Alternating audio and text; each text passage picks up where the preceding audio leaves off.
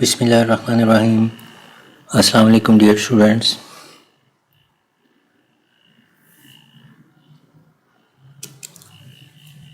हमारे आज के लेक्चर का focus disadvantages of computer hardware और सॉफ्टवेयर के हवाले से है। डेटा और इन्फॉर्मेशन को जैसा कि हमने लास्ट लेक्चर में डिस्कस किया था, वंस अगेन जहाँ पर थोड़ा सा डिस्कस करेंगे और फिर उसके बाद इंफॉर्मेशन प्रोसेसिंग साइकिल के जो टॉपिक्स हैं ये हमने आज के लेक्चर में डिस्कस करने हैं।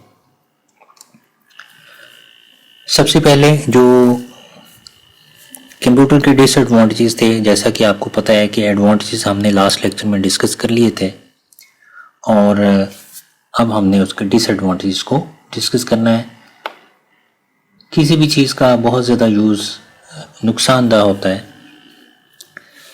तो वैसे ही जो सबसे पहला जो इसका डिसएडवांटेज है वो हेल्थ रिस्क के हवाले से है। सो वो कहता है कि improper and prolonged use of computer can result in injuries और disorder of hands, wrist, elbow, eyes, neck and back. अगर आप कंप्यूटर को बहुत ज़्यादा इस्तेमाल करते हैं तो उसमें आपके हैंड या रिस्ट इंजरी का जो वो चांस हो सकता है, आपकी आई साइट का आपको प्रॉब्लम हो सकता है, चूँकि नेक बिल्कुल जो वो स्ट्रेट रहती है, आपकी बैकबोन का जो वो आपको प्रॉब्लम हो सकता है अगर आप एक ही एंगल पर जो वो स्टिक होकर बैठ जाते हैं बहुत ज़्यादा देर तक। जो जब आप चेयर को यूज़ करते हैं बैठने के लिए और अगर आपका जो वो आई साइट बिल्कुल जो वो एक्यूरेट नहीं होती तो हेल्थ रिस्क्स जो ज़्यादा हो जाते हैं जब आप कंप्यूटर को यूज़ करते हैं। सो वो कहते हैं user can avoid the health risk by using the computer in proper position. आपको जब भी कंप्यूटर यूज़ करना है आपको एक प्रॉपर पोजीशन पे जो वो बैठ के उसको इस्तेमाल करना है। They must also take a regular break while using the computer for a long time. अगर आप लंबे अरसे तक कंप्यूटर को इस्तेमाल करना चाहते हैं तो इसके लिए ज़रूरी है कि आप उसके दरमियान एक ब्रेक जो वो लाएं ताकि आपकी जो बॉडी है वो रिलैक्स हो। उसके बाद प्राइवेसी वायलेशन आ जाती है। वो कहते हैं कंप्यूटर जब आप इस्तेमाल करते हैं और कंप्यूटर में आप अपना पर्सनल डेटा जो वो स्टोर करते हैं तो इसमें चांस होता है कि कुछ लोग आपकी जो प्राइवेसी है उसको डिस्टर्ब कर सकते हैं। किसी भी पर्सन की जो प्राइवेसी है उसको अगर कोई ऐसा पर्सन जो लीक आउट कर देता है या ऐसा पर्सन तक कोई हमारी अगर प्राइवेट जो डेटा पहुंच जाता है तो इसको प्राइवेसी वायलेशन का नाम दिया जाता है। लिहाजा वो डेटा जो कि हमारा पर्सनल और कॉन्फिडेंशियल है वो अगर जो वो दूसरे लोगों तक किसी तरह से पहुंच जाता है तो उसको प्राइवेसी वायलेशन का नाम दिया जाता है। सो वो कहता है कि कंप्यूटर चूँकि जब हम इंटरनेट के साथ कनेक्टेड होते हैं तो अगर हमारा कंप्यूटर जो वो प्रॉपरली उसके अंदर सिक्योर सॉफ्टवेयर्स इंस्टॉल नहीं है जो कि हमारी सिक्योरिटी को जो वो श्योर करते हैं तो फिर हमारा कंप्यूटर एक रिस्क पर होता है कि ऐसे पर्सन्स जिनको हैकर कहा जाता है वो हमारा डेटा हैक कर सकते हैं। तो इस तरह से प्राइवेसी वायलेशन जो अकर होती है। साइबर क्राइम्स आ जाता है। साइबर क्राइम्स में वो कहता है कि जो पीपल हैं वो जो वो नेगेटिव एक्टिविटीज़ जो वो परफॉर्म करते हैं और नेगेटिव एक्टिविटीज़ जो वो परफॉर्म किस तरह से करते हैं, लाइक जिस तरह से हमारे क्रेडिट कार्ड के नंबर्स होते हैं जो हैक हो जाते हैं जो हम शॉपिंग के लिए इस्तेमाल करते हैं। इसलिए कहा जाता है कि आप अपनी सेंसिटिव इंफॉर्मेशन जो हो कंप्यूटर में फीड ना करें। डेटा सिक्योरिटी का इशू है, जैसा कि मैंने आपको बताया कि प्राइवेसी वायलेशन है तो डेटा सिक्योरिटी भी जो वो इसके करीब ही है कि जो कंप्यूटर के अंदर डेटा स्टोर होता है उसको अनऑथराइज्ड पर्सन्स जो वो व्यू कर सकते हैं वाया नेटवर्क। ऐसे पर्सन्स जिनके पास अथॉरिटी नहीं है हमारे डेटा को चेक करने के लिए वो हमारा डेटा जो वो व्यू कर सकते हैं और हमारे लिए जो डेटा सिक्योरिटी की सीरियस प्रॉब्लम्स जो क्रिएट हो सकती हैं। वेस्टेज ऑफ टाइम में आ जाता है। वो कहता है बहुत से लोग जो वो कंप्यूटर को पॉजिटिव पर्पस के बगैर जो यूज़ करते हैं अगर कोई गेम खेलता है तो वो गेम ही खेलता चला जाता है। और गेम एडिक्टेड जो आपने बहुत सारे पर्सन्स देखे होंगे, सो वो कहते हैं कि ये एक तरह से जो वो टाइम भी जो वो वेस्टेज है और दूसरा हमारी एनर्जी भी वेस्ट होती है। अनएम्प्लॉयमेंट आ जाती है। अनएम्प्लॉयमेंट वो कहता है कि बहुत सारे टास्क जो कि जो पर्सन्स परफॉर्म करते थे, अब वो कहते हैं कि 10% का जो टास्क है वो एक कंप्यूटर जो परफॉर्म कर सकता है। सो कंप्यूटर के आने की वजह से जो हमारी वर्किंग थी वो, जैसा कि हमने कॉस्ट रिडक्शन का एडवांटेज पढ़ा था, तो वो उसका एडवांटेज तो है, लेकिन दूसरी तरफ ये इसका डिसएडवांटेज भी है कि कम वक्त में और कम पैसों में हम अपना टास्क जो वो जल्दी कंप्लीट कर लेते हैं, लेकिन वो जो पर्सन्स थे, वो जो लेबर पावर थी, वो इसके आने की वजह से अनएम्प्लॉयमेंट का शिकार हो गई। उसके बाद हमारे पास नया टॉपिक आ जाता है डियर स्टूडेंट्स, ये कंप्यूटर हार्डवेयर और कंप्यूटर सॉफ्टवेयर का टॉपिक है। डिसएडवांटेजेस का टॉपिक जो वो ख़त्म हो जाता है। तो कंप्यूटर हार्डवेयर क्या होता है? बेसिकली वो कहता है कि जितने भी कंप्यूटर की फिजिकल पार्ट्स हैं, इसको कंप्यूटर हार्डवेयर का नाम दिया जाता है। सो वो कहता है कि हार्डवेयर बेसिकली क्या है कि आप इसको टच कर सकते हैं। हर वो चीज़ जो कि कंप्यूटर के साथ लगी हुई आपको नज़र आती है और आप उसको टच कर सकते हैं, उसको कंप्यूटर हार्डवेयर कहते हैं, या सिंपल आप उसको हार्डवेयर कह सकते हैं। यानी कंप्यूटर की जितनी भी डिवाइसेस हैं, कंप्यूटर के जितने भी कंपोनेंट्स हैं, जिन सारों को आप टच कर सकते हैं, आपको वो नज़र आते हैं, वो सारा का सारा क्या कहलाता है? वो हार्डवेयर कहलाता है। और इसकी बहुत सारी एग्जांपल्स हैं, लाइक जैसे इनपुट डिवाइसेस हैं जिसके अंदर कीबोर्ड, माउस, जॉयस्टिक और बहुत सारी जो इनपुट डिवाइसेस हैं जो हमने आगे चल के पढ़नी है, वो सारी की सारी क्या हैं? ये कंप्यूटर हार्डवेयर है। प्रोसेसिंग डिवाइसेस में सेंट्रल प्रोसेसिंग यूनिट सीपीयू जिसको हम कहते हैं, वो भी हार्डवेयर है। आउटपुट डिवाइसेस के अंदर मॉनिटर और जो प्रिंटर्स हैं वो आपके हार्डवेयर। मीन्स कि यहाँ पर कुछ कॉमन एग्जांपल्स दी गई हैं। इन कॉमन एग्जांपल्स के अलावा और भी बहुत सारी चीज़ें हार्डवेयर के अंदर ही शामिल होती हैं। तो ये यहाँ पर अगर जो वो प्रॉपर अगर इनपुट डिवाइसेस के नाम नहीं लिखे हुए हैं या आउटपुट डिवाइसेस के नाम नहीं लिखे हुए, तो इसका मतलब ये नहीं है कि वो हार्डवेयर डिवाइस नहीं है। वो सारी हार्डवेयर डिवाइसेस हैं, लेकिन जो कॉमन डिवाइसेस थी उनको यहाँ पर एज ए एग्जाम्पल के तौर पर लिखा गया है। फिर स्टोरेज डिवाइसेस में वो लिखा गया है कि हार्ड ड्राइव या फ्लैश ड्राइव या जो दूसरी हमारी ऑप्टिकल डिस्क्स होती हैं, ये भी हार्डवेयर है। मेमोरी चिप्स के साथ जो रैम रोम है, ये भी सारा हार्डवेयर है। यानी वो तमाम इलेक्ट्रिकल या इलेक्ट्रॉनिकल कंपोनेंट्स जो कि हमें कंप्यूटर सिस्टम में या इसके साथ लगे हुए नज़र आते हैं, वो सारा का सारा क्या कहलाता है? कंप्यूटर हार्डवेयर कहलाता है।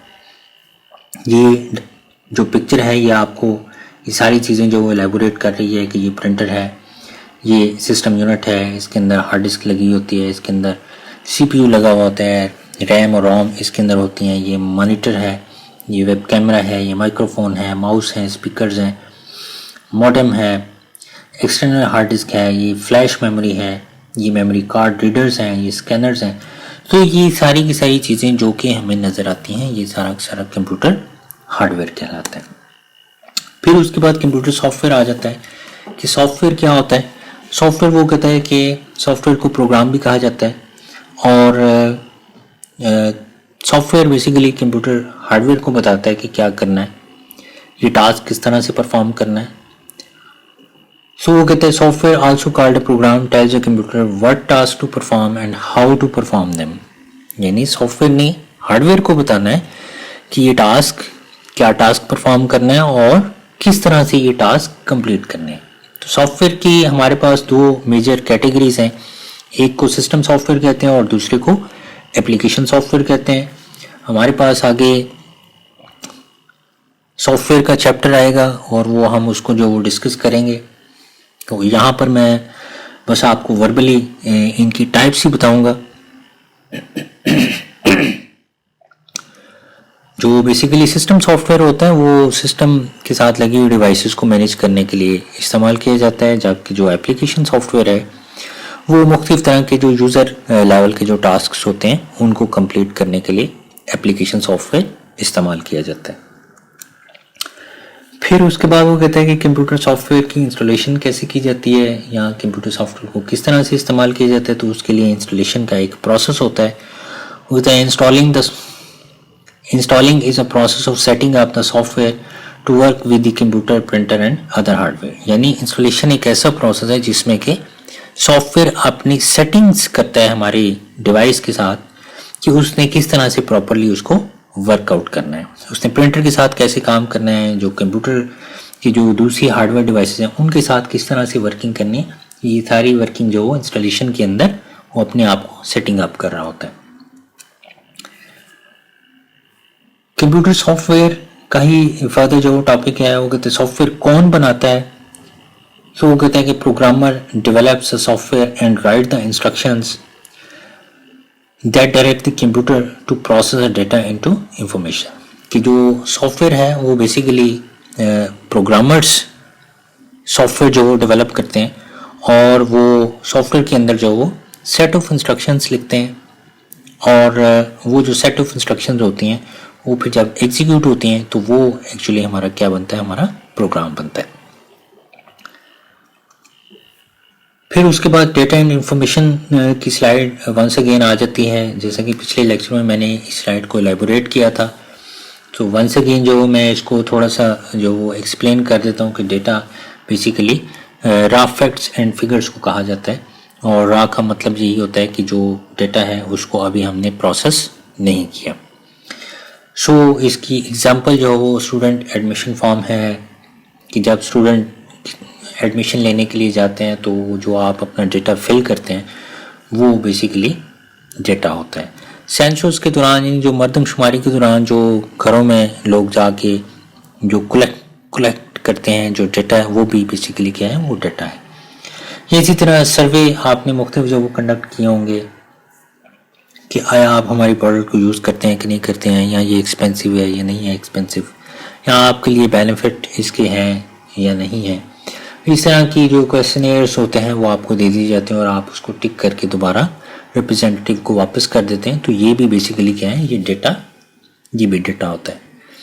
सो मुख्तलिफ तरीके से डेटा जो वो आप कलेक्ट करते हैं। कुछ स्टूडेंट्स का डेटा जो वो एडमिशन फॉर्म की सूरत में कलेक्ट किया जाता है।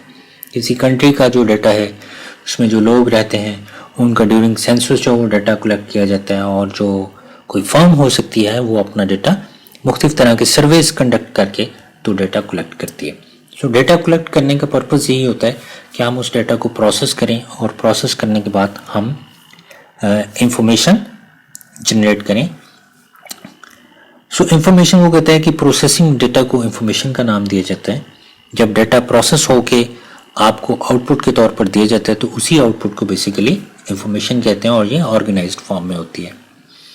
सो अगर आपने ये चेक करना है कि किसी क्लास में कितने स्टूडेंट्स हैं तो आपको वो डाटा जो प्रोसेस करना पड़ेगा।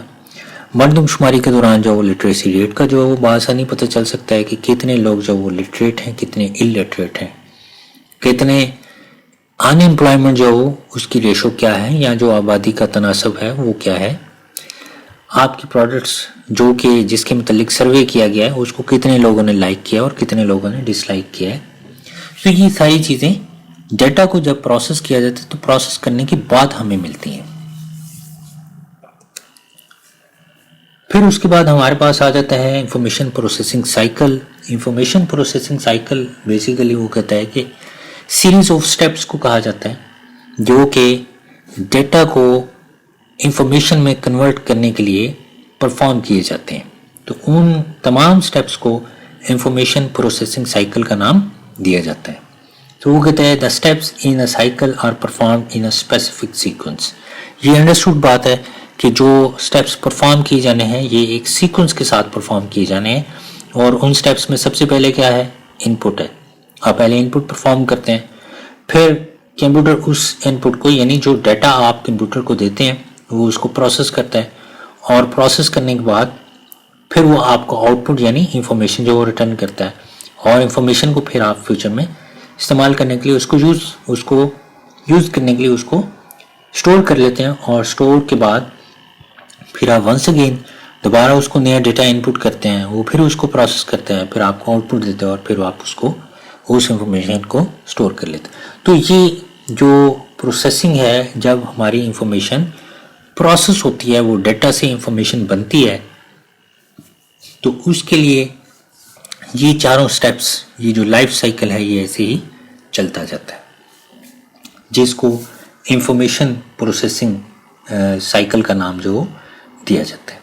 तो इंफॉर्मेशन प्रोसेसिंग साइकिल में जो स्टेप्स मैंने आपके साथ शेयर किए हैं वो वंस अगेन जो नेक्स्ट स्लाइड पर जो रिटन फॉर्म में भी मौजूद है। वो कहते हैं इनपुट क्या होता है, वो कहते हैं computer accept the data in this step, कि इस स्टेप के अंदर आप कंप्यूटर में जो अपना डेटा एंटर करते हैं, और जो प्रोसेसिंग का स्टेप है इसमें जो हमारा डेटा होता है उसको यूज़फुल इंफॉर्मेशन के अंदर कन्वर्ट किया जाता है।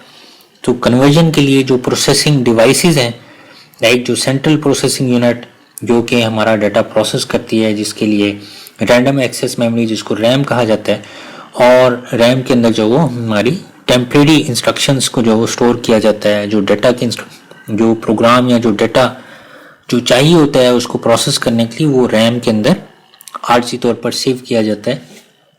और उसके बाद फिर जो आउटपुट है, जो हमें रिजल्ट शो करवाए जाते हैं, जब ये इंफॉर्मेशन बन जाती है तो हमें रिजल्ट्स के तौर पर ये शो करवा दिए जाते हैं, इसको आउटपुट कहते हैं। और स्टोरेज के स्टेप के अंदर जो डेटा स्टोर होता है, जो इंफॉर्मेशन है उसको कंप्यूटर के अंदर स्टोर कर दिया जाता है। तो ये जो वो हमारी इंफॉर्मेशन प्रोसेसिंग साइकिल के स्टेप्स थे। तो डियर स्टूडेंट्स, इसके साथ ही हमारा आज का लेक्चर जो वो इख्तिताम को पहुंचता है। आपके जो भी क्वेश्चन हुए वो आप क्वेश्चन जो वो मेरे साथ शेयर कीजिएगा, और कमेंट्स में मुझे बताइएगा जो आपके क्वेश्चंस हैं। अपना ख्याल रखिएगा। अल्लाह हाफिज़।